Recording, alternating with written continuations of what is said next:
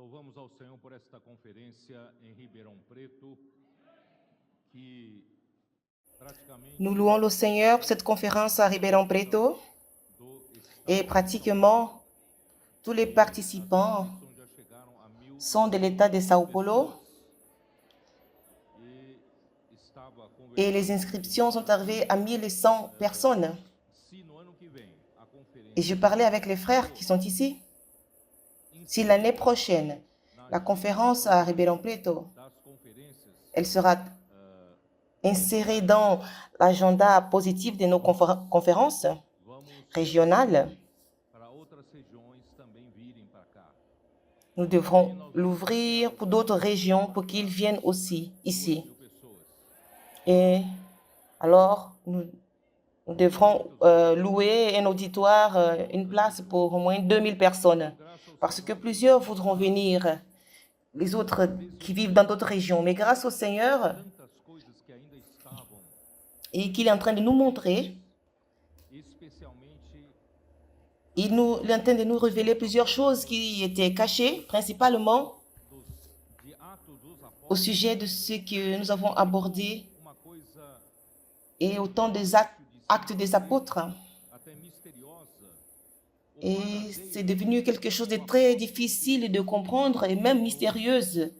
Primeiro século, Où se trouvait l'apôtre usou Pierre au 1er siècle. tão forte Le Seigneur a utilisé Pierre d'une manière très forte, e foi na época qu'il a été utilisé comme leadership pour les apôtres. de Jerusalém, Et à son époque, l'Église avait été engendrée à Jérusalem au jour de la Pentecôte, quand de là-haut, le Père qui a promis Espírito Santo, d'envoyer son pouvoir du ciel, aqueles 120 l'Esprit Saint a été répandu et il est descendu sur ces 120 e assim surgiu Galiléens qui étaient en prière à Jérusalem. poderosa Et ainsi, il surgit d'une manière, l'Église survint d'une manière puissante e naquela sous le leadership de l'apôtre Pierre.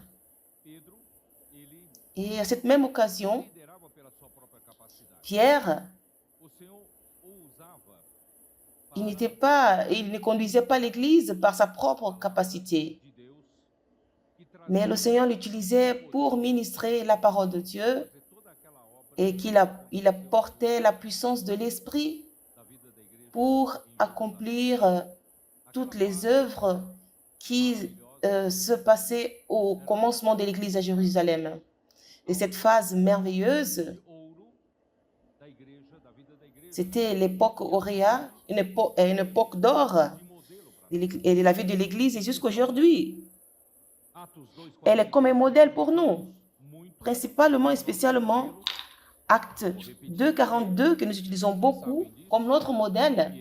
que é que Je vais répéter, je vais lire, vous savez cela. no ensinamento dos apóstolos, Il persévérait dans l'enseignement des apôtres pão e nas orações. et dans la communion, E como quand il rompait le pain et dans les prières.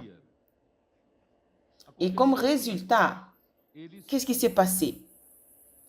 cada Il s'est alma passé havia temor e muitos prodígios que chaque e sinais âme, eram feitos chaque, por intermédio dos ils avaient la crainte et les signes et les prodiges étaient faits au travers des apôtres. sinais.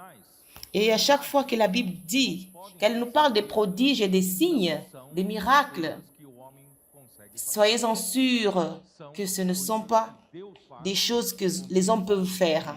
Ce sont des choses que Dieu fait pela capacidade, au travers de son esprit.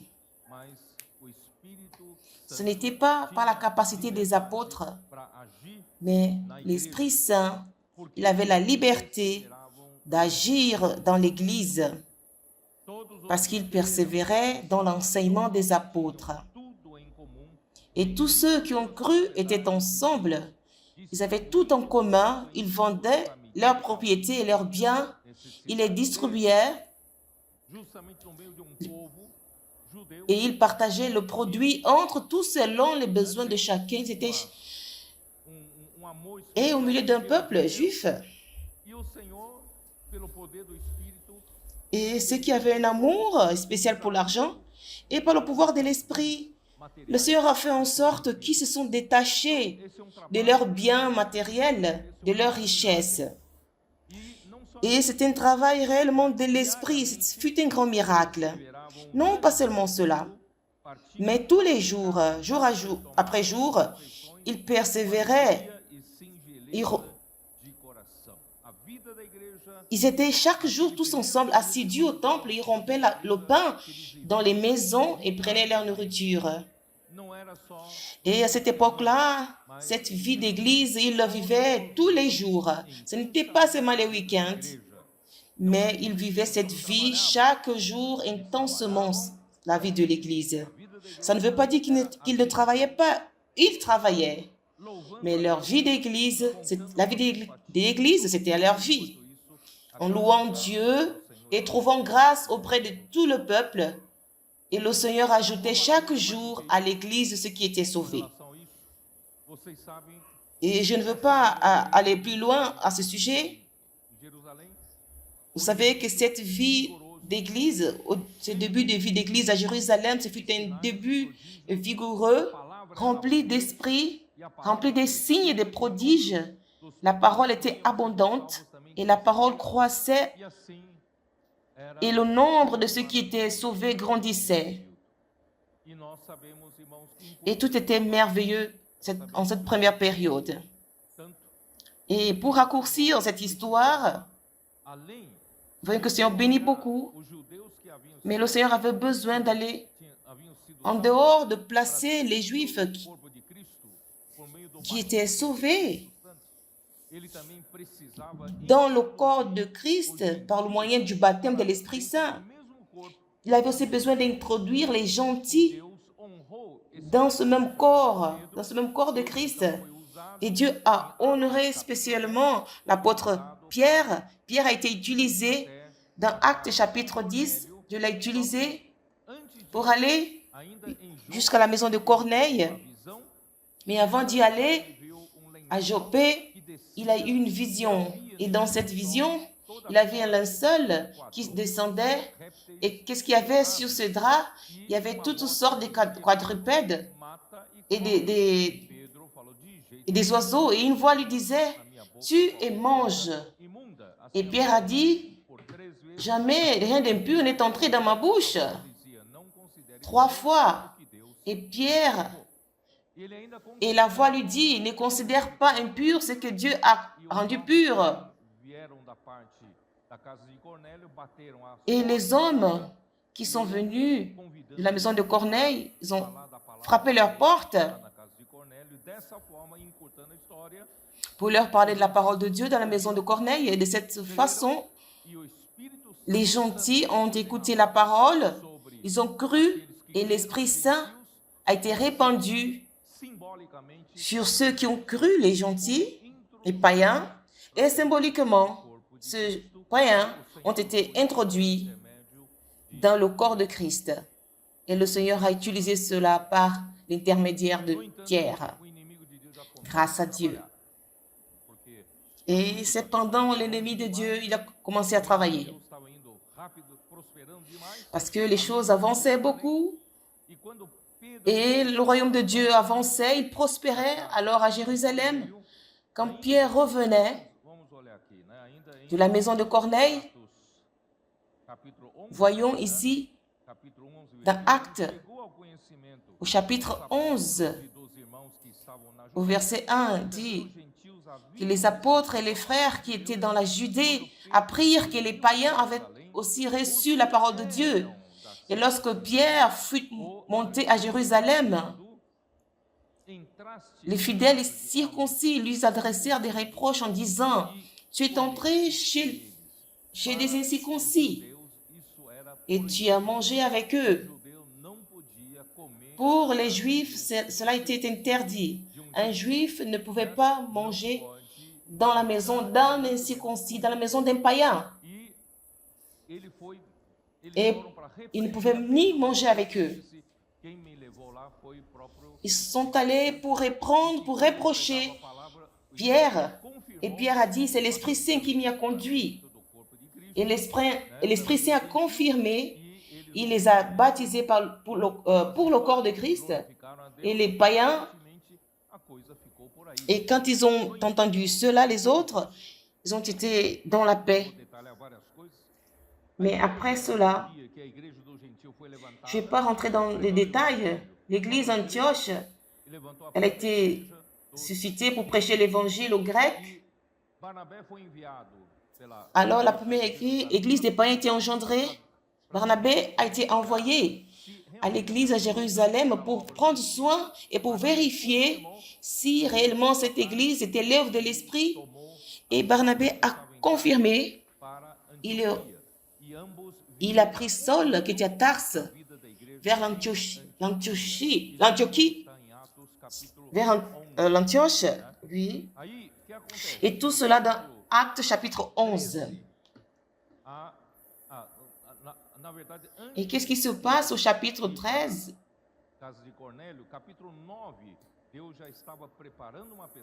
Avant que, au chapitre 9 de Actes, avant que Pierre n'aille chez Corneille, j'ai oublié de dire cela, que Dieu préparait déjà Saul, qui s'est converti au chemin de Damas, là où il persécutait ceux qui étaient du chemin, ceux qui croyaient au Seigneur Jésus, et le Seigneur finalement l'a conquéri.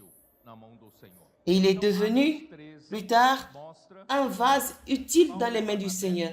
Alors, dans Actes chapitre 13, nous montre que Paul et Barnabé étaient envoyés pour l'œuvre que Dieu les avait désignée. Parce qu'il y avait une œuvre au milieu des païens qui suscitait l'Église. Et Dieu les a chargés, Dieu a chargé l'apôtre Paul. Et Barnabé et Saul sont sortis à ces voyages dans Antioche.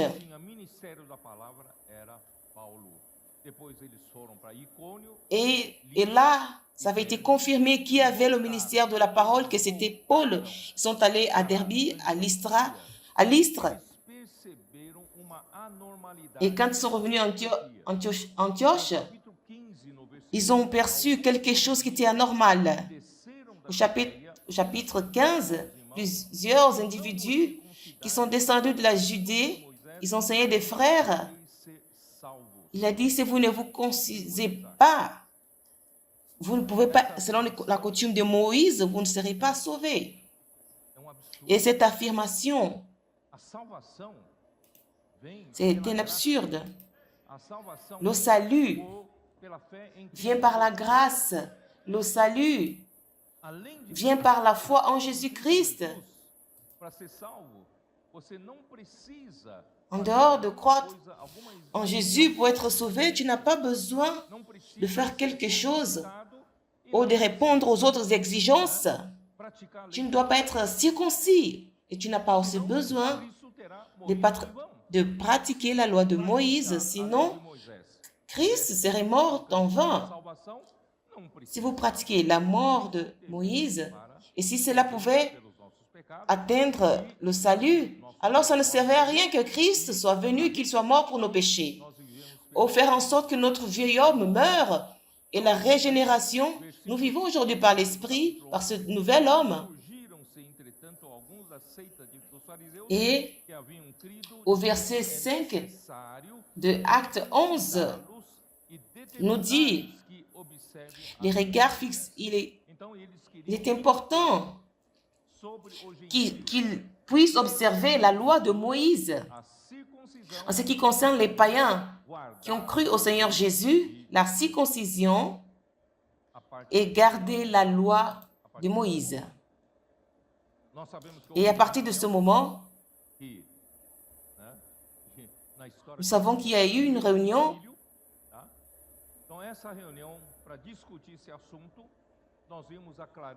Alors, dans cette réunion pour discuter, nous avons vu la clarté de Pierre. Il a dit à la fin, au chapitre 15, au verset 10, il dit, « Maintenant donc, pourquoi tentez-vous Dieu en mettant sur le cou des disciples un joug que ni nos pères et nous n'avons pu porter? Mais nous croyons que nous avons été sauvés par la grâce du Seigneur Jésus. Et de la même manière que nous, les Juifs, nous sommes sauvés par la grâce. Et maintenant, les païens aussi sont sauvés par la grâce. Nous ne devons pas les imposer une autre loi. Mais à la fin des comptes, ce qui a été vu, c'est Jacques. Jacques, apparemment, il a voulu compléter le groupe A et le groupe B. Il a voulu concilier. Cette façon de concilier, il dit au verset 19, « C'est pourquoi je suis d'avis qu'on ne crée pas de difficultés à ceux des païens qui se convertissent à Dieu, mais qu'on leur écrive de s'abstenir des souillures, des idoles, de l'impudicité, des aliments étouffés de sang. » Apparemment, il n'y a rien qui soit dans l'erreur. Mais ce ne sont pas des choses essentielles de la foi. Non par le fait de s'abstenir des contaminations des idoles. Et c'est à partir de là que vous serez sauvés. Non par le fait de s'abstenir des relations sexuelles illicites ou manger du sang ou des animaux étouffés et du sang. Et au verset 21, il dit, « Car depuis bien des générations, Moïse a dans chaque ville des gens qui le prêchent, puisqu'on le lit tous les jours de sabbat dans les synagogues. Alors vous qui êtes en faveur de Moïse, ne soyez pas perturbés, ne soyez pas inquiets. Parce que dans toutes les villes de cette région à l'époque, il y avait beaucoup de Juifs. Il y avait des synagogues. Et dans les synagogues, on lisait la loi de Moïse. En d'autres mots, il cherchait à concilier ceux qui défendaient que la foi était seulement par la grâce et en même temps concilier, parler à ceux qui avaient pris la part, qui voulaient continuer à pratiquer la loi et la circoncision. Et finalement, il a rassemblé ces deux choses. Et à partir de ce moment-là, dans Actes chapitre 15, nous n'avons plus vu et la mention de l'apôtre Pierre. Où est-il parti? Personne ne sait. Et je l'ai cherché dans le livre des histoires, mais je ne l'ai pas trouvé. Il est juste apparu dans ces deux épîtres. C'est dans les années 50, Actes 15. Alors, c'est sûr qu'il a écrit ses épîtres dans les années 75. Et dans la deuxième épître, 65. Oh, 17 ans après qu'il est apparu. Et en ce temps-là, on ne savait pas là où il était et ce qu'il faisait. Pierre n'avait plus de place à Jérusalem parce que tous qu'ils ont fortifié et le leadership de Jacques, qui était le grand conciliateur, ce n'était pas un homme méchant, c'était un homme pieux, un homme respectueux, très respecté et très religieux. Il avait cette capacité de concilier et de mettre la paix, et à cause de la clarté, cette pacification, qu'est-ce qu'elle a apporté? Elle a éteint l'action de l'esprit. Et si tu viens à pratiquer la pratique de la loi, même si vous avez cru en Jésus, vous pratiquez la loi, l'esprit, il n'a plus la liberté de travailler. Je suis sûr. Alors, au troisième voyage de Paul à Jérusalem, dans Acte 21, au verset 17, quand nous sommes arrivés à Jérusalem, les frères ont reçu avec joie. Il est parti et tous les presbytes, les évêques se sont réunis. Il allait voir Jacques et tous les presbytères de l'église, tous les évêques se sont réunis. Et l'objectif de Paul, c'était de rencontrer tous les leaders où Pierre était. Où étaient les autres 11 ou les autres 10? Parce que où étaient les apôtres? l'apôtre, ils n'étaient plus là. Pourquoi les apôtres n'étaient plus? Parce que personne n'écoutait l'enseignement des apôtres. Et pourquoi je peux affirmer cela? Je vais aller au verset 20. Quand ils l'eurent entendu, ils glorifièrent Dieu. Ils lui dirent à Paul, tu vois, frère, combien de milliers des Juifs ont cru et tous sont zélés pour la loi. Il n'y a pas un seul Juif qui ne vit pas la vie à Jérusalem qui ne soit pas zélé pour la loi. Alors l'esprit a perdu la liberté. Si vous suivez la loi, vous gardez cette loi, d'ici peu je vous expliquerai pourquoi cela. L'esprit n'a plus de liberté. Alors cela est devenu une organisation religieuse. Ils ont été informés à ton sujet et que tu enseignes tous les Juifs à s'éloigner de Moïse. En leur disant, ils ont appris que tu enseignes à tous les Juifs qui sont parmi les païens. Tu renonces à Moïse, leur disant de ne pas circoncire les enfants. Alors, on veut te suggérer. Nous avons 4 hommes qui ont reçu ce vœu de Naziréen. Purifie-toi avec eux. Alors, prends-les avec toi, purifie-toi avec eux et pourvois leurs dépenses afin qu'ils se rasent la tête. Ainsi, mais que toi aussi tu te conduis en observateur de la loi. Montre-leur que tu gardes aussi la loi. À l'égard des païens qui ont cru, nous avons décidé et nous leur avons écrit qu'ils usent à s'abstenir. Les décisions qu'ils puissent s'abstenir des viandes sacrifiées aux idoles, du sang, des animaux étouffés et de l'impudicité. Et Paul a été jugé. Mais avant qu'il puisse compléter le vœu, le Seigneur est intervenu, a mis sa main, on l'a mis en prison. Où était Pierre? Et dans Acte 21, c'était dans les années 58. Acte 15, dans les années 50. 8 ans se passaient. Où était Pierre? Et Pierre, personne ne voulait plus écouter la parole prophétique. Parce que Pierre n'était pas en faveur de cette conciliation de la loi et de la foi. Il avait la clarté. Donc, il n'avait plus de place à Jérusalem. Alors, qu'est-ce qu'il a fait? Seulement dans 1 Pierre que nous avons compris. Et cela fut une grande découverte pour nous. Je considère l'une des grandes révélations que Dieu nous a données.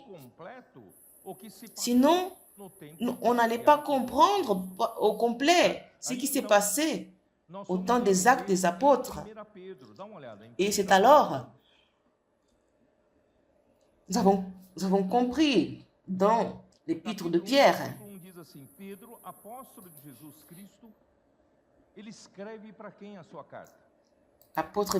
Dans l'épître de Pierre 1, au verset 1, l'apôtre, il a écrit sa lettre aux élus, aux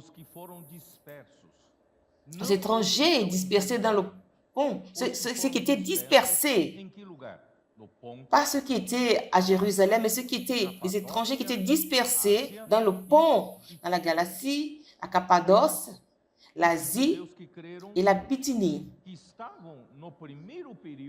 Et ces Juifs qui ont cru et ils étaient dans la première vie de la vie de l'Église vigoureuse et remplie de vie, remplie du pouvoir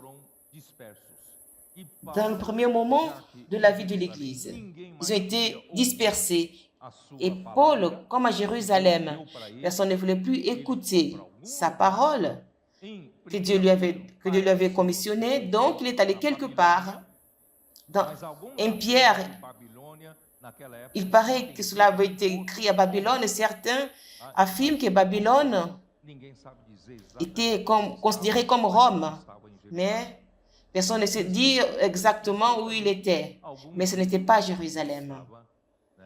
Et dans la deuxième épître aussi, certains disent qu'il était à Rome. Qu'est-ce que Pierre est allé faire? Pierre il n'y avait plus personne qui écoutait la parole prophétique. Et tous ceux qui crurent, ils étaient zélés de la loi. C'est pourquoi dans Acte 9, Dieu a préparé une personne qui était Saul. Et cet évangile est sorti, allé dans les nations des païens, du milieu des païens. Et cet évangile a prospéré. Du contraire, cet évangile allait s'éteindre à Jérusalem. Vous croyez en cela? Maintenant, nous avons une vision plus complète de la situation. C'est maintenant que nous comprenons. En vérité, je ne voulais pas dépenser beaucoup de temps là-dessus, parce que je vais vous dire d'autres choses. Mais c'est maintenant que j'arrive à comprendre. Et comme j'ai parlé dans le live de jeudi, dans 2 Pierre, chapitre 1, verset 12, c'était les 2 lettres de Pierre. Cette contextualisation, on ne comprenait pas ce qu'ils étaient. Je n'avais jamais compris les lettres de Pierre. Pourquoi il parlait? Rappelez, je vous rappelle de ces choses, des choses, de ces premières vérités, de l'importance de la parole prophétique. Il parlait de faux maîtres. Il parlait d'une manière des moqueurs. Qui étaient ces moqueurs? Qui étaient les faux maîtres? Pourquoi il foquait là-dessus s'il n'était pas Jérusalem? À qui s'adressait-il? Avec cette contextualisation, nous arrivons à comprendre la situation de l'époque.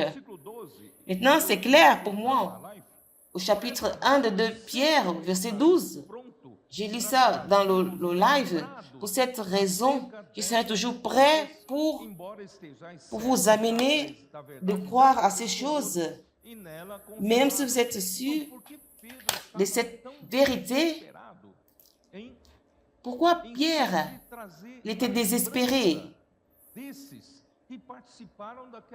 de rappeler à ceux qui ont participé à cette première phase merveilleuse de l'Église à Jérusalem? Parce qu'il s'efforçait pour qu'ils se souviennent, qui était le leadership de la parole prophétique, la présente vérité.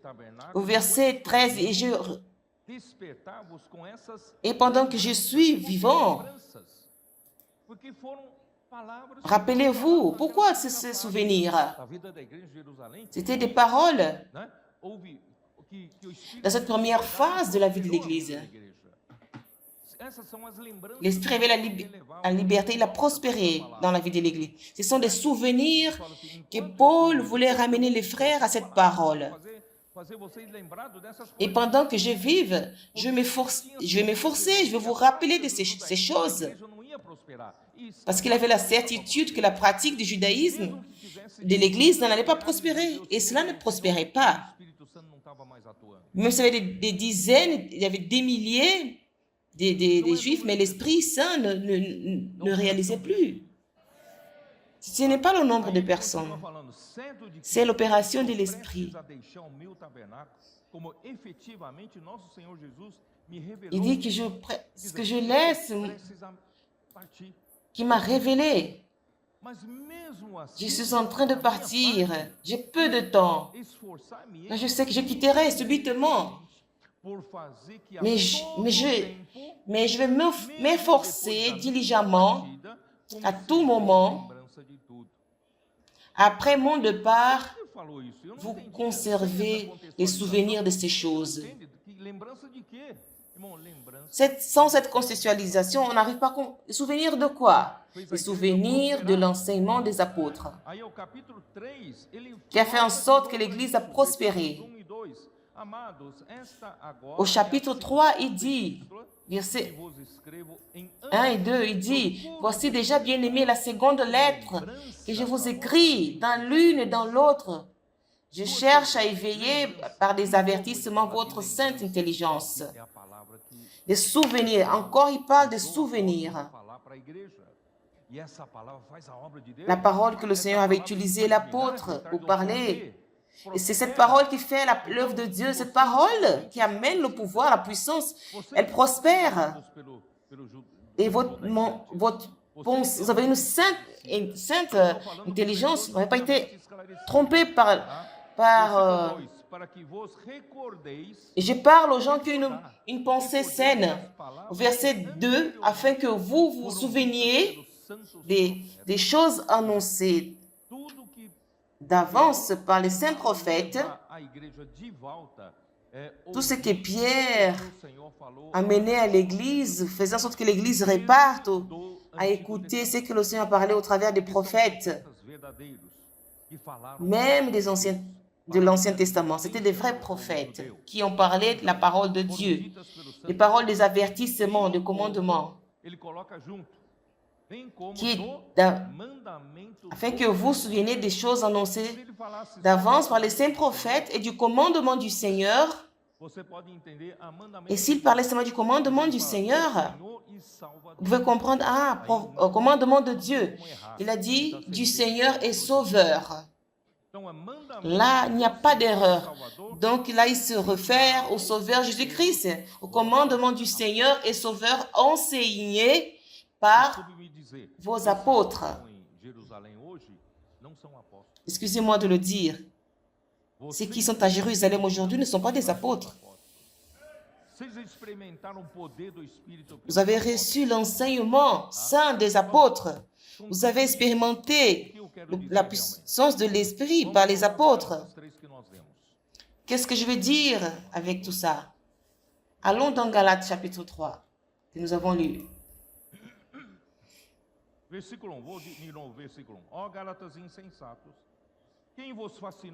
vais relire au verset 1. Ô Galates dépourvus de sens, qui vous a fasciné, vous aux yeux de qui Jésus-Christ a été peint comme crucifié. Voici seulement ce que je veux apprendre de vous. Vous avez vu que Jésus-Christ a été crucifié. Pourquoi Jésus est venu ici? Et qu'il a souffert beaucoup de choses, beaucoup d'injustices et des injuries. Il était trahi et assassiné. Pourquoi il est mort? Si c'est pour continuer à pratiquer la loi, il n'était pas nécessaire qu'il vienne ici. Alors, est-il mort en vain? Il dit, je veux savoir de vous que l'Esprit, par les œuvres de la loi, ou par la prédication de la foi, cette parole, la prédication, c'est la faculté, la capacité d'écouter par les œuvres de la loi que vous avez reçu l'Esprit ou par l'écoute de la foi. Et ce terme est un peu étrange pour nous, l'écoute de la foi. C'est ce que j'ai dit dans Romains 10, 17, que nous puissions comprendre que Paul utilise ce terme. Romains 10, 17, qu'est-ce qu'il dit? Que la foi vient par la prédication et la prédication par la parole de Christ. Cette parole prédication, c'est la même chose que dans Galates 3. La foi vient par ce que l'on entend et ce qu'on écoute. Écouter la parole de Christ. La foi. La foi vient par l'écoute de la parole de Christ. Et dans notre expression, c'est un peu étrange. La foi vient par ce qu'on entend au travers la parole de Christ. C'est un peu étrange. Cela veut dire que la foi, pour avoir la foi, nous avons notre foi, et pour avoir cette foi, il y a la nécessité de la parole. Et la parole doit être la parole de Christ. Ce n'est pas la parole de la pratique de la loi, c'est la parole de Christ. Et la parole de Christ, elle doit faire en sorte que cette parole, c'est qu'on dit l'écoute de la foi, et cette foi vient par l'écoute. Ce n'est pas une foi objective, mais c'est la foi subjective. C'est notre foi. Parce que notre foi, avant de croire en Jésus, on n'avait pas de foi. Mais la foi objective, elle existait déjà. Christ est la foi objective. Que vous le croyez ou pas, cela existe. Mais ma foi, elle va exister seulement à partir du moment que je vais écouter la parole de Christ et croire. Et cette foi qui est Christ, et quand je crois en Christ, cela engendre une foi dans mon intérieur. Et cette foi est la foi subjective. C'est cette foi qui vient par l'écoute de la parole de Christ. L'écoute de la parole de Christ. Et ça a tout à voir. Ce n'est pas tout simplement écouter un séminaire ou un enseignement, une doctrine ou une théologie. Mais c'est un entendement où tu graves la parole dans le cœur. C'est pourquoi j'ai dit l'écoute de la foi. C'est un entendement différent. Comme Jésus dit dans Matthieu 13, vous avez des yeux, mais vous ne voyez pas. Vous avez des oreilles, mais vous n'entendez pas. Grâce à Dieu, nous avons des oreilles qui entendent, qui écoutent, parce que nous avons l'écoute de la foi. Alors, pour avoir cette écoute de la foi, cette foi objective, elle est projetée dans notre foi subjective. Et pour que cela se passe, la parole de Christ doit être inculquée. Et c'est pourquoi nous faisons l'immersion pour inculquer la parole. Alors, la foi, elle vient de ce que l'on entend écouter la parole de Christ. Alors, je peux partir dans Galates 3 pour que vous puissiez comprendre comment vous et moi, nous recevons l'Esprit. En pratiquant la loi, pour faire l'œuvre de la loi, ou par l'écoute de la foi. Alors, quand nous écoutons avec l'oreille de la foi, avec cette oreille qui projette, c'est que nous écoutons qui est la parole de Christ, quand nous la projetons dans notre intérieur, ça c'est l'écoute de la foi. Non seulement elle m'apporte la connaissance biblique, mais cette écoute de la foi, elle m'apporte l'Esprit. Vous saviez que l'histoire du Nouveau Testament, c'est toute l'histoire de l'Esprit. Et si nous enlevons l'esprit de l'Église, nous n'avons plus rien. On n'a plus de vigueur, on n'a plus de vitalité, on n'a plus de vie. Toute notre histoire d'Église du Nouveau Testament, elle est basée sur l'esprit. Et c'est pourquoi j'ai dit aux frères, nous ne pouvons pas tomber dans des choses mortes. Ni des bonnes choses qui se passent. Elles peuvent devenir une méthode pour que nous essayons de pratiquer ce qui va marcher, ce qui ne va pas marcher. Nous avons besoin, c'est de l'esprit. Et l'esprit, il vient par l'écoute de la foi. Au verset 3, nous dit, « Êtes-vous tellement dépourvus de sens? Après avoir commencé par l'esprit, voulez-vous maintenant finir par la chair? » Ça veut dire, tous, nous avons commencé par l'esprit, parce qu'on ne savait rien. Un jour, quelqu'un nous a prêché l'évangile. Et quand nous avons ouvert notre cœur pour recevoir la parole de l'évangile, la parole de la vérité qui est l'évangile de notre salut, comme Paul dit dans Éphésiens 1, cette parole, elle a fait quelque chose de puissant dans notre vie. Nous sommes régénérés. Et nous ressentons quelque chose de différent. Quelque chose s'est passé avec nous. Nous sommes nés de nouveau. Et tous, nous avons commencé par l'esprit. Et nous étions simples. Vous étiez simples, n'est-ce pas? Quand vous étiez nouveau convertis, tout ce que les frères disaient, Tu étais simple, tu le faisais. Mais le temps est passé. Vous commencez à vous perfectionner dans la chair. Et vous pensez que vous avez déjà une certaine capacité, que vous avez fait ceci ou cela.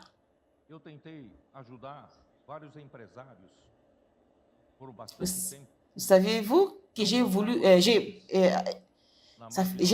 aidé plusieurs entrepreneurs, je m'arrangeais avec eux à la Marginale Tietê, au Carrefour. Jonas connaît un peu, il connaît un peu cela. Tous les jeudis, c'était un endroit simple, au Carrefour, un lieu, il y avait un lieu de repas, et il y avait des entrepreneurs qui avaient les entreprises, ils voulaient m'écouter. Et j'allais là-bas, et c'était un repas simple, un déjeuner simple, et je leur expliquais l'histoire de la foi, les choses de l'économie de Dieu sur les nappes de table. Et ma main était encore bonne pour écrire. J'écrivais encore bien. Aujourd'hui, je n'arrive plus à bien écrire. Je leur expliquais comme ingénieur, j'explique en écrivant. Ces entrepreneurs, ils étaient aidés, ils étaient admirés. Ils disaient, jamais on a entendu cela. Comment ça fonctionne? C'est merveilleux. Et quand le repas, le déjeuner est terminé, j'avais des nappes de table qui étaient écrites. Ils disputaient pour les... Et plusieurs mois, j'étais avec eux. Des années après années, j'étais avec eux. Mais à un moment donné, après quelques années, ils pensaient qu'ils savaient déjà.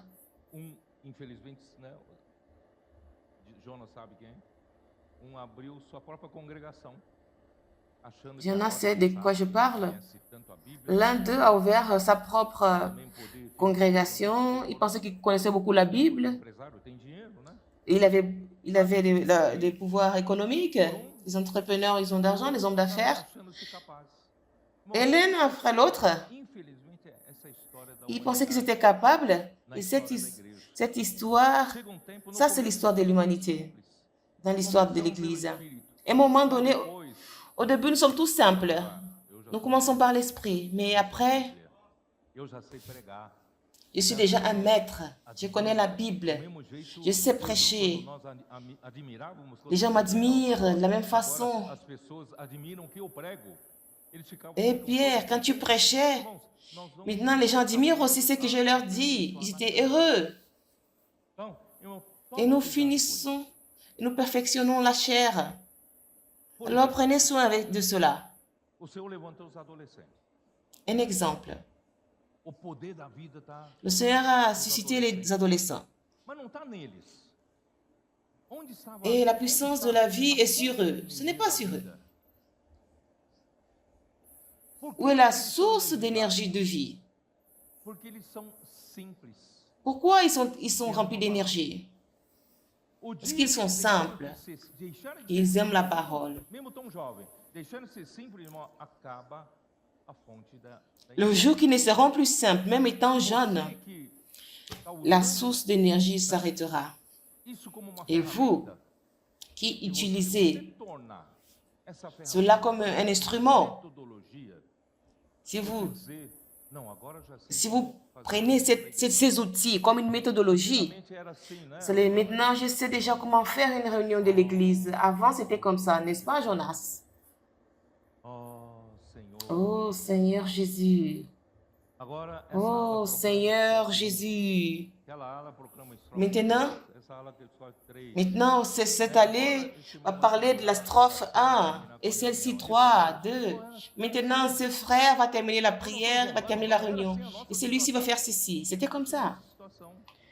Je ne me moque pas de cela, mais nous étions comme ça. C'était notre situation. Mais grâce au Seigneur, nous avons notre profil de réunion a changé. Et tout à coup, avec du temps, si vous utilisez cela comme une méthodologie, comme une méthode, l'énergie va terminer. Maintenant, j'ai appris. Je ne dois plus dépendre de l'esprit. Commençons la réunion, maintenant les adolescents ils vont faire des cris de guerre et tout va marcher. Ça ne marchera pas. Ça ne marchera pas. C'est l'esprit. Si l'esprit n'est pas celui qui va faire cela, ça va devenir une méthode. Et cette méthode va tuer. J'ai peur. Je ne veux pas que nos adolescents rentrent dans des méthodes et qu'ils meurent. Non. Je veux que vous continuiez toujours à chercher la source d'énergie. Où est la source d'énergie? C'est la parole. L'énergie, elle ne vient que par celui qui est simple. Comme ces entrepreneurs, ces hommes d'affaires pensaient qu'ils étaient capables. Je sais déjà comment faire, c'est fini. Vous me comprenez? Non seulement les adolescents, les jeunes, les adultes, tout le monde. Nous devons devenir simples. Ne sachons pas que nous sommes capables de faire quelque chose. Ne nous confions pas à nos méthodes, même les nouvelles méthodes. Ce ne sont pas des méthodes. Parce que nous sommes en contact avec la source d'énergie. Et la source d'énergie est dans la parole. Mais seulement prendre cette parole et faire des cris de guerre comme une méthode. Mais c'est être rempli d'énergie avec ce que le Seigneur dit. Est-ce que vous remarquez ma préoccupation? Nous ne pouvons pas tomber de nouveau. Maintenons-nous dans la fraîcheur de vie. Ne vous pensez pas, ne vous jugez pas que vous êtes connaisseur, vous connaissez déjà. Ah, vous savez même utiliser les adolescents? Non. Nous ne savons pas le faire. C'est l'esprit. Je vais continuer. Vous êtes ainsi insensés et maintenant vous vous perfectionnez dans la chair.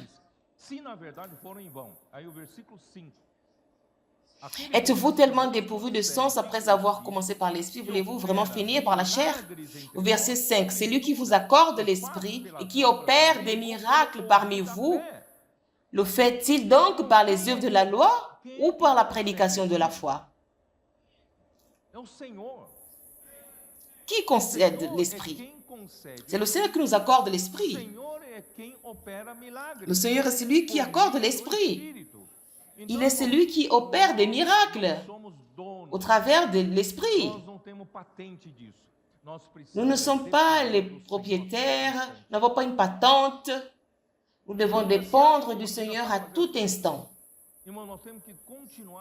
Ne pensez pas que vous savez faire les choses.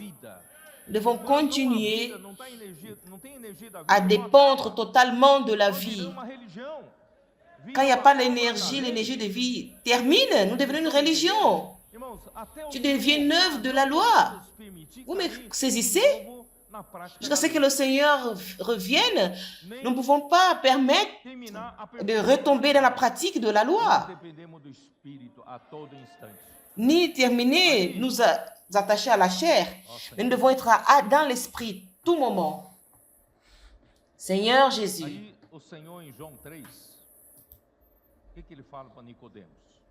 Et dans Jean chapitre 3, qu'est-ce que le Seigneur dit à Nicodème? Qu'est-ce qu'il a dit à Nicodème?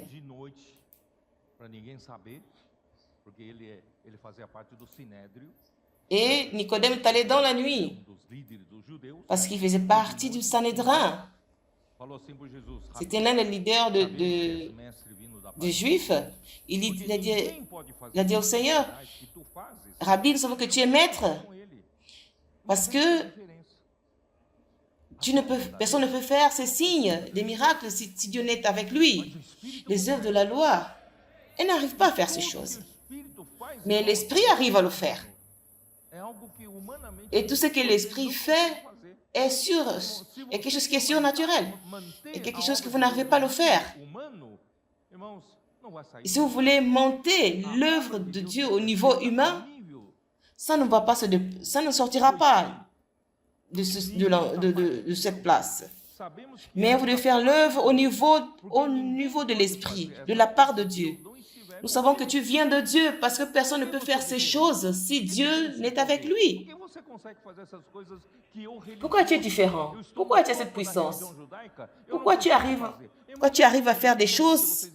Je suis ici au sommet de la vie religieuse, mais je n'arrive pas à faire ces choses. Plus que vous avez la capacité, tu n'arrives pas à faire ce que Jésus fait.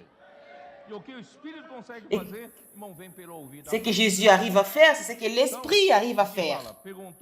Et ce que l'Esprit fait, c'est ce qui vient par l'écoute de la foi.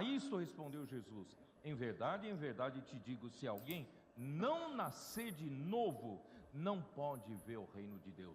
O que você está vendo, Nicodemos, é algo Il dit, en vérité, je te le dis, si un homme n'est né de nouveau, il ne peut voir le royaume de Dieu.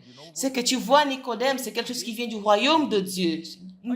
Une chose d'une autre sphère. Si tu ne nais pas de nouveau, tu ne peux pas voir le royaume de Dieu. Et Nicodème dit, comment un homme peut-il naître de nouveau, entrer dans le ventre de sa mère et renaître? Jésus lui a dit, en vérité, je te le dis, si un homme n'est né d'eau et d'esprit, il ne peut entrer dans le royaume de Dieu. Ce qui est né de la chair est chair, et ce qui est né de l'esprit est esprit. Prêtez attention, frères.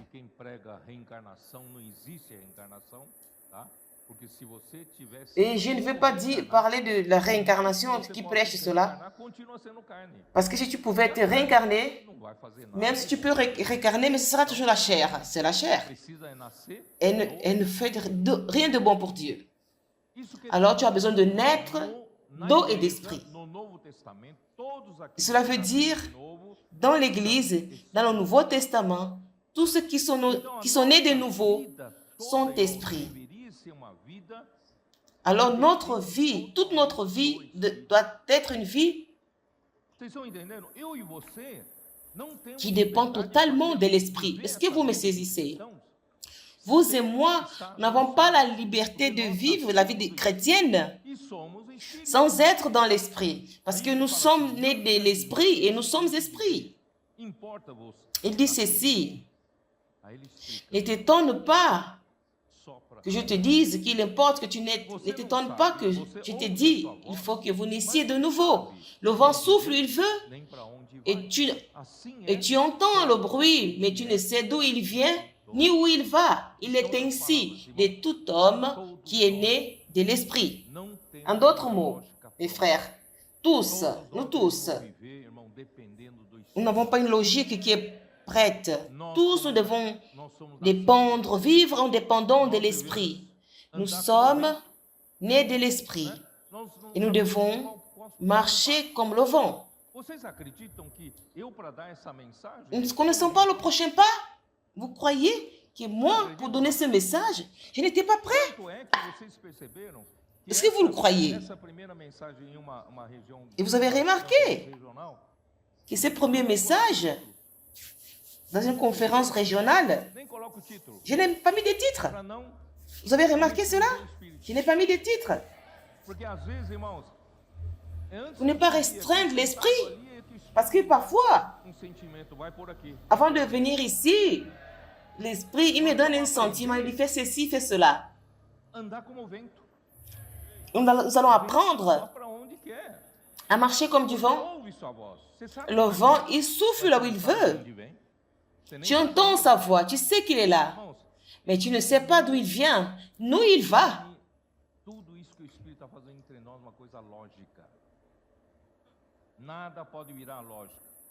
Et ne prenez pas tout ce que l'Esprit est en train de faire parmi nous comme une logique. Vous qui prenez soin des maisons d'adolescents, n'utilisez pas cela comme une logique. Quand je parle d'une logique, c'est comme une méthode.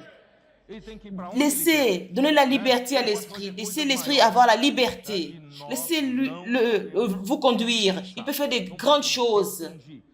Et nous ne pouvons pas fixer, le restreindre. Nous ne pouvons pas le limiter. Nous ne pouvons pas dire, l'esprit, tu dois faire ceci. L'esprit vous dira, je ne veux pas aller comme ça. Nous devons suivre l'esprit.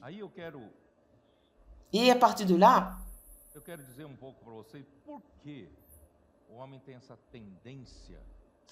je vais vous dire pourquoi l'homme a cette tendance, toujours. L'homme commence bien, il commence dans l'esprit, et après, il se perfectionne dans la chair. Il pense qu'il est capable. Toute l'histoire de la dégradation de l'Église vient de cela. L'homme pense qu'il est capable de faire des choses. Vous savez d'où vient cette maladie? Quelle est l'origine de cette maladie? quando C'est Satan, foi criado, Lucifer. é que esses dias Quand o Lucifer, Senhor il a été créé, me mostrou essa luz. Na verdade, eu ia falar et ces jours-ci, le Seigneur no livro de Gálatas. m'a montré cette Eu falava, eu lumière. falei, acho que hoje eu Je vou parlais dar dans le livre des Galates. como é que chama? J'ai dit, je pense qu'aujourd'hui, Um spoiler, né? Dar um spoiler para os irmãos, né? je vais vous ouvrir un avant-goût, donner un avant-goût. Ezequiel, né? Ezequiel, onde está? Voyons dans Ézéchiel. Ézéchiel, Ezequiel où se trouve Ézéchiel 28? versículo 12. Ézéchiel Filho 28, do homem, levanta uma verset lamentação 12. contra o rei de Tiro. Fils de l'homme, Assim diz o Senhor Deus, tu és o il suscite Senhor da perfeição. ainsi dit le Seigneur, tu es Sabedoria e le Sinédrin de la perfection, pode acreditar rempli de sagesse que uma criatura et de que é o beauté. da perfeição. Dieu a fait une créature Criou aquele qui ser était e colocou um carinho aux ailes de la perfection. Dieu a créé cet da être. perfeição Il a mis aux ailes de la perfection. e cheio de formosura. Dieu est le Sinédrin de la perfection, rempli de sagesse A criatura foi colocada et de beauté. cheio de glória, cheio de Il était le honra. sceau Lugar de la nobre, perfection. no melhor lugar que Deus colocou, né? Aqui fala, Parfait en beauté, rempli dans le... todas as pedras preciosas te Tu confias. étais en Éden, O diamante, le jardin de Dieu. Tu étais couvert de toute espèce de pierres précieuses, de sardoines, de topazes, de diamants, chrysolites, d'onyx, de jaspe, de saphir, d'escarboucle, d'émeraude et d'or. Tes tambourins et de flûtes étaient à ton service, préparés pour le jour où tu fus créé. aqui falam também de Et certains disent, d'autres traductions disent, saudar rei. Ele des instruments musicaux como selo da pour la salutation. Il était créé comme un prince, comme un sceau de la perfection. C'est une créature parfaite. a morada de Deus. Querubim Hein? guardam Tu étais un chérubin protecteur. C'est toi qui gardais l'habitation de Dieu. Il était roi. brilho das pedras Aux ailes déployées, je t'avais placé et tu étais sur la sainte montagne de Dieu. perfeito. Tu marchais au milieu des pierres étincelantes. Vous voyez, il était parfait. Em que Tu foste étais intègre dans tes voies. até Depuis le jour où tu fus créé iniquidade jusqu'à em ti. c'est lui où l'iniquité a été trouvée chez toi.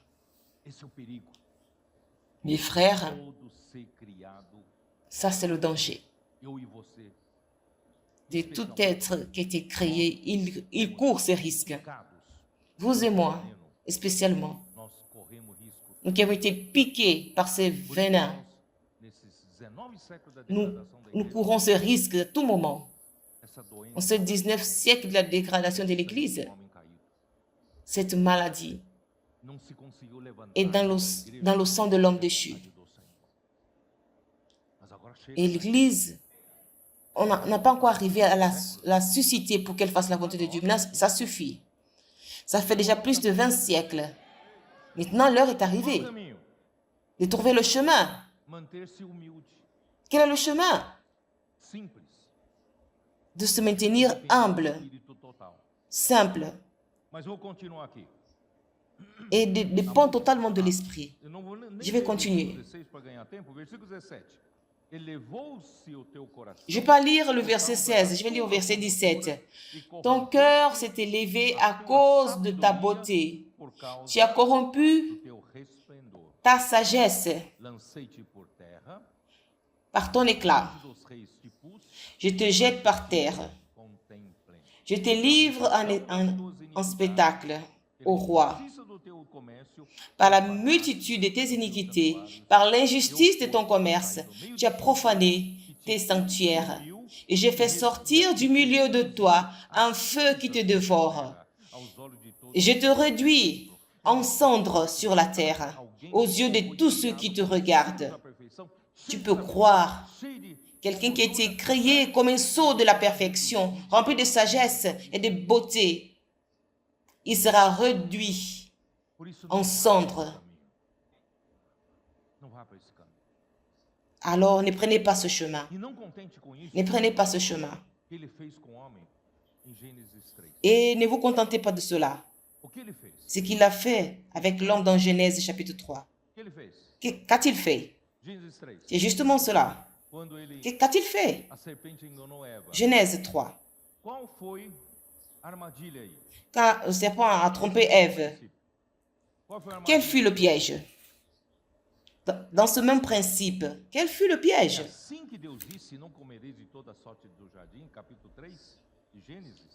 C'est ce que Dieu a dit, tu ne mangeras pas de tous les arbres du jardin. Podemos comer. Deus falou que podemos comer de toda sorte de árvores. Et la femme dit, nous pouvons manger du fruit de l'arbre du jardin. Conhecimento do bem e do mal. Deus disse Mais que comer. l'arbre qui est au milieu du jardin, l'arbre de connaissance du bien et du mal, Dieu a dit, nous ne pouvons pas manger. Exagerou dele. Alors le serpent très rusé, Nele para que não morrais. Então, et la femme a dit, tu ne mangeras pas, ni tu n'en toucheras pour que tu ne puisses pas mourir. em outras palavras, a serpente veio. Et il a dit, tu ne mourras pas. En d'autres mots, Ele está escondendo alguma le coisa. serpent devait dire, Dieu est en train de te mentir. Por quê? Porque Deus Dieu vous sabe cache quelque chose que que, no dia que vous em ne sachiez pas. dele comerdes, Mais Dieu sait se vos abrirão os olhos, que le jour où vous en quer mangerez, dizer, vocês vão vos ter yeux s'ouvriront percepção de Deus. et que vous Comerem da serez árvore comme do des conhecimento dieux do bem e do et mal, vous aurez la même perception que Dieu. Quand vous mangerez du vocês fruit, serão como ele. Olha só que engano. vous serez comme Dieu. Serei Mais Dieu ne veut pas que vous soyez comme lui. Voyez la tromperie. e do mal. Vous serez Vocês estão des... percebendo o Et vous mesmo connaîtrez le bien et le mal. Vous avez remarqué le chemin que Lucifer a pris? ganhar uma capacidade Il pensait para não depender mais de Deus. que l'homme pouvait recevoir une capacité pour ne pas plus dépendre de Dieu. Nós temos jovens, Et la vie de l'Église, independentes, nous temos avons des adolescents, ferramentas nous avons des jeunes, nous avons des intendants, para a gente não tomar isso nous avons ces instruments. conhecimento do bem e do mal. Frères, prenez garde A gente que nous ne sabe puissions pas prendre cela comme l'arbre de la connaissance du bien et du mal. o que fazer. Nous savons faire des choses. Sabemos. Nós dependemos Ah, je sais quoi faire. do Espírito Nous ne savons pas. todo o tempo. Nous dépendons de Satanás vai l'Esprit oferecer para você à tout moment. eu vou te dar capacidade. Et Satan vient vous offrir la capacité. Não Je vais te caia- donner la capacité não caia de discerner ce qui est bien, ce qui est mal à la place de no Dieu. século da degradação. Ne tombez pas dans ce mensonge. Homem que 19e siècle de l'Église, l'homme, la dégradation de l'Église, l'homme est tombé dans cela. não é a L'un plus capable que l'autre. Vous avez remarqué? a nossa capacidade, Ça, ce n'est pas notre capacité. o Espírito. Notre capacité, Quero saber isso de vós. Recebestes o elle ne nous conduit pas vers l'Esprit. capacidade Je veux savoir de vous, da fé. vous avez reçu de l'Esprit Quero ouvir. par votre capacité ou par l'écoute de la foi? O Espírito e o que opera C'est par l'écoute de la foi. vem pela sua capacidade. Et qui vous accorde l'Esprit qui opère des miracles? Irmãos, é ouvir. Vient par votre capacité ou vient Não é que par depois l'écoute de de la algum foi? tempo na vida da igreja, C'est l'écoute de la foi. já tenho maturidade, Ce n'est pas qu'après quelques temps, en ayant de l'expérience, vous avez la maturité, je peux laisser la simplicité de l'écoute de la foi suivre l'Esprit. Non, je peux dire, ah, j'ai déjà de la capacité. Je sais déjà ce que Dieu ferait ou qu'il fera dans cette situation. Non, je ne sais pas. Je n'ai pas la capacité de l'Esprit. Est-ce que vous voyez ma préoccupation? Nous ne pouvons pas sortir de la dépendance de l'Esprit ni pour une seconde. À tout moment, nous devons savoir d'où vient notre énergie. Et notre énergie vient de la parole qui sort de sa bouche. Je dois avoir la simplicité comme au premier jour. Continuer à croire. Et qu'est-ce qui a donné l'énergie aux adolescents? Parce qu'ils ont cru pieusement dès le début. Ils ne peuvent pas laisser cette simplicité. Le jour qu'ils abandonneront cette simplicité, et leur énergie finira. L'Église a besoin de cette énergie, l'énergie de l'Esprit, pour continuer à opérer des miracles. Oh Seigneur Jésus. Et c'est pourquoi, voyons dans Jérémie 17, dit cela, ne pas confier en l'homme. Jérémie chapitre 17, verset 5. Faz da carne mortal Ainsi dit l'Éternel, maudit soit l'homme qui confie dans l'homme, qui fait de la chair mortelle son bras fort Aqui não está falando só de et confiar qui no éloigne outro, son cœur du mas Seigneur. de confiar você mesmo. Depois de Ici, algum on ne dit pas de nous tempo, você confier já foi capaz. en quelqu'un d'autre, mais c'est confier en vous-même. Et après quelque temps, vous pensez que vous avez un bras fort, votre capacité. Irmãos, não faça do Vous seu braço êtes mortal. ancien dans l'Église, vous avez la connaissance biblique, Aparta seu coração mais ne vous confiez pas à vous-même, ne vous appuyez pas sur vous-même, de continuar mais confiando concentrez-vous sur le cœur de Dieu. Nous devons continuer à nous confier au Seigneur, à la puissance de l'Esprit. Ô Seigneur Jésus, Você acredita? Deus depende da sua vous capacidade croyez para fazer a obra dele? que est-ce que Dieu dépend de votre De um lado, capacité Deus pour te faire son œuvre? capacita, sabia? Deus te capacita. E para isso, D'une eu part, quero dizer le a Seigneur, palavra Dieu vous capacite, Vocês precisam se esforçar em estudar bem. et en cela, je vais dire, Em estudar. et je vais donner une parole aux E adolescents, vos vous todos devez nós vous esforcer pour étudier bien. uma profissão, vamos Et tous de tudo para aprender bem. Vamos, qui avons né? un métier, Aprender esforçons-nous pour bien apprendre. que o Senhor nos dê a aprender. De notre part, Como Moisés, apprenons toutes les habiletés que le Seigneur nous donne pour apprendre. Comme Moïse, toda ciência, en Égypte, il a appris tanto ele era bom tanto toute la science des Égyptiens. na palavra. No entanto, Il était bon comme dans l'œuvre, 40 anos de idade, comme quando dans la ele parole. era capaz, Deus não Mais cependant, quand il est arrivé à 40 ans, já estava para morrer. il pensait qu'il était capable, Dieu ne l'a pas utilisé. Tornou imprestável para Deus. Quand il était déjà à 80 ans, qu'il pensait qu'il allait mourir, quand qu'il ne servait plus à rien, c'est là où Dieu l'a appelé pour l'utiliser. Não era mais Dieu a utilisé, útil para Deus. Deus chamou ele. Dieu l'a utilisé quand il pensait que sa capacité n'était plus utile à Dieu. C'est là où Dieu l'a appelé. Quand nous confions en nous appuyons en notre capacité, sur notre capacité, Não creia. en même temps, je vous dis, tu dois être capable de faire. Quando você não Mais ne confia, croyez pas en votre capacité. Deus usa em ressurreição. Et quand vous ne confiez pas Deus usa ressurreição. en votre capacité, c'est là où Dieu va vous utiliser en résurrection. Et quand elle mourra, quand elle meurt, c'est là où Dieu vous utilise en résurrection. Tout ce que j'ai appris Experiências da vida, en étudiant, en travaillant, tudo aquilo, plusieurs expériences de la vie, le Seigneur n'utilise pas tout cela isso morre. dans l'état naturel. Mais tout cela doit mourir en résurrection. Fala, Deus não. Il utilise cela quand cela meurt en résurrection. Por outro lado, eu quero dizer, D'une part, je dis que Dieu n'utilise pas notre capacité. Mais d'autre part, je vous dis, Dieu utilise, oui, não procure mais après que cela passe par la mort et la résurrection. a capacidade. Alors, cherchez, oui, à vos capacités, mais ne vous confiez pas en votre capacité. Se Deus Et ça, c'est ce que je voudrais vous dire. sabem que os Je vais dire autre chose. Si Dieu a créé, criados em muito maior. vous savez que les anges ont été créés. Onde está esse versículo? Ils étaient plus puissants que nous, les hommes. Hein? Où est ce verset? Em Hebreus, ele mostra que, Dans Hébreu, que il nous Deus, montre né? Deus que criou que Dieu, Lúcifer de uma maneira tão perfeita, tão c'est perfeita, Dieu qui a créé Lucifer d'une manière parfaite. deu certo. Se tornou seu adversário. Et ça n'a pas marché. Criar o homem, Il est devenu l'adversaire de ele Dieu. não deveria criar homem mais capaz Alors quand il a créé l'homme, para que pudesse realmente realizar ne a vontade de devait-il Deus. pas créer l'homme d'une manière plus capable? Maior capacidade, Il mas não. devait créer l'homme Criou o homem avec une grande capacité. pouco Mais menos non, que os anjos. Dieu a créé l'homme Isso está em Hebreus Un peu capítulo 2, dá uma olhada. Hebreus capítulo 2, inférieur à l'homme. versículo C'est dans Hébreux chapitre 2, Pois não foi a anjos que sujeitou o mundo que há de vir.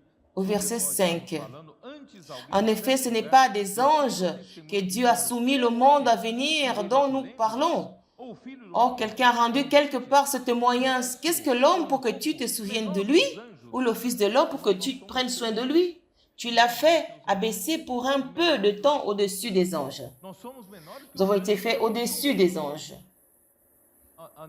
Nous sommes au-dessus des anges, et moins encore au niveau de Lucifer. Il était le prince sur les anges. Et nous sommes au-dessus des anges. Il dit, mais tu l'as couronné de gloire et d'honneur, et tu as mis toutes choses sous ses pieds. En effet, en lui soumettant toutes choses, quand il a mis Jésus comme un homme,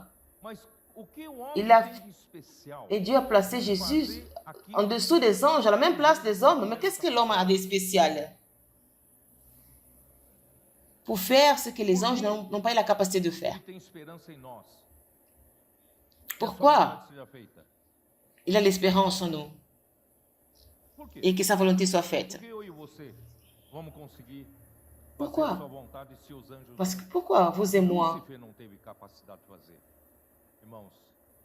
Pourquoi c'est nous qui allons faire cette volonté de Dieu si les anges ni Lucifer n'ont pas pu le faire? Parce que Dieu a créé en nous un esprit et une âme comme un vase pour mettre Dieu en nous.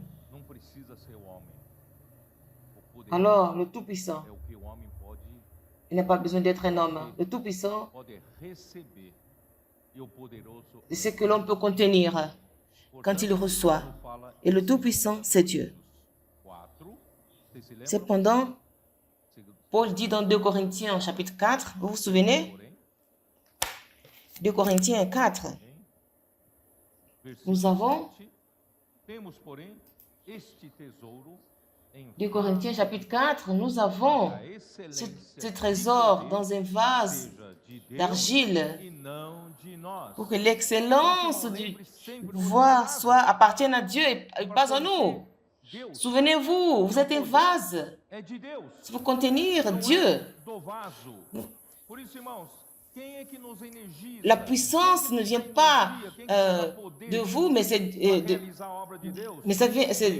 Dieu qui donne cette puissance pour réaliser son œuvre. La puissance vient de la parole, mais la parole a besoin de l'écoute de la foi. Elle a besoin de la condition. D'Ésaïe 62, quelle est la condition? C'est lui qui est et qui a l'esprit, l'esprit abattu, celui qui a l'esprit humble. Ce n'est pas seulement humble du premier jour. Nous devons être humbles jusqu'au dernier jour de notre vie. Ne soyez pas celui qui a commencé humblement et après vous êtes confié à votre propre capacité. Nous n'avons pas la capacité de réaliser l'œuvre de Dieu. 20 siècles de l'histoire de l'Église, l'homme tente à être capable de faire des choses pour Dieu. Comment cet univers a été formé?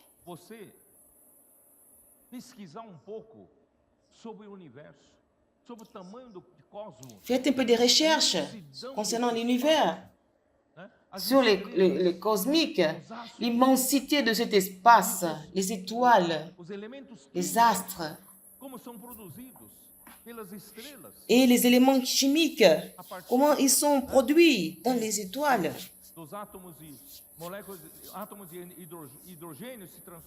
Et à partir des molécules, des atomes, des hydrogènes, un peu des ions nucléaires.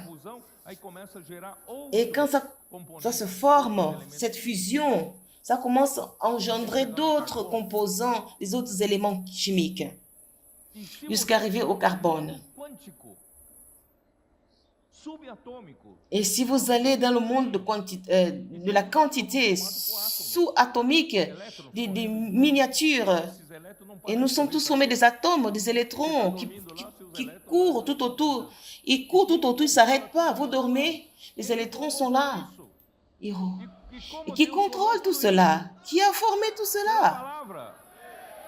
Et comment Dieu a fait tout cela? C'est par la parole. Dans Hébreux 11, 3. Comment?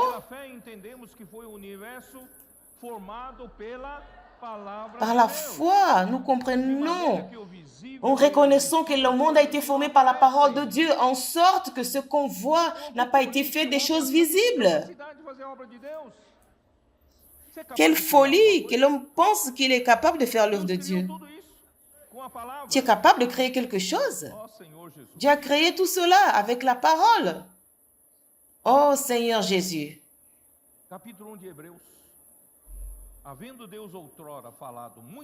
Chapitre 1 d'Hébreux.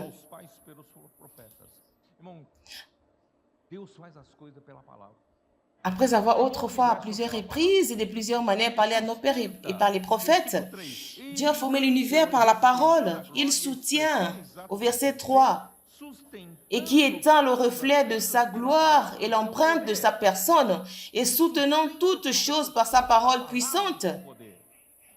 Il soutient toutes ces choses par la parole de sa puissance. Pour faire l'œuvre spirituelle, l'œuvre de Dieu, Dieu parle pour produire son œuvre au travers de la parole. Et Dieu parlant, parler à nos pères par les prophètes, Dieu veut aussi réaliser son œuvre, mais c'est par la parole. Au verset 2 nous dit, dans ces derniers temps, nous a parlé par l'Office, parce qu'il veut continuer à faire son œuvre dans le Nouveau Testament. C'est pourquoi tout est fait par la parole. Qui êtes-vous? Qui suis-je? Pour penser que nous pouvons faire quelque chose. C'est la parole qui fait ces choses. Et c'est pourquoi repartons dans... Je vais terminer par ici. Mon temps est déjà presque à la fin. 2 Corinthiens chapitre 3, au verset 4.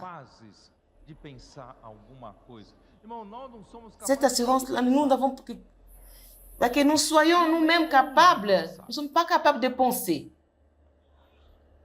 Je n'ose même pas penser. Je dois venir à Ribeirão Preto. Que veux-je? Quelle parole je vais parler? C'est vrai que j'ai cette responsabilité, j'ai ce désir, mais je n'ai pas cette capacité de faire des schémas et de penser, de programmer. Ça ne sert à rien de programmer. Tout doit venir de Dieu. Si l'œuvre vient de lui, ça doit partir de lui. Il dit, ce n'est pas à dire que nous soyons par nous-mêmes capables de concevoir quelque chose comme venant de nous-mêmes. Rien de l'œuvre de Dieu ne peut sortir de l'homme. Même si tu as 50 ans dans la vie de l'Église, tu connais la Bible du bout à l'autre, et tu as l'expérience riche, une riche expérience, même comme ça. Cela ne dépend pas de votre capacité. Au contraire, notre suffisance, elle vient de Dieu. Pourquoi? Parce qu'il nous a donné la capacité que nous soyons des ministres d'une nouvelle alliance. Il nous a rendus capables d'être ministres d'une nouvelle alliance. Ce n'est pas une alliance de la lettre, mais de l'esprit. Ce n'est pas de la loi de Moïse, œuvre de la loi, mais c'est de l'esprit. Parce que la lettre, elle tue, mais l'esprit vivifie, elle donne la vie.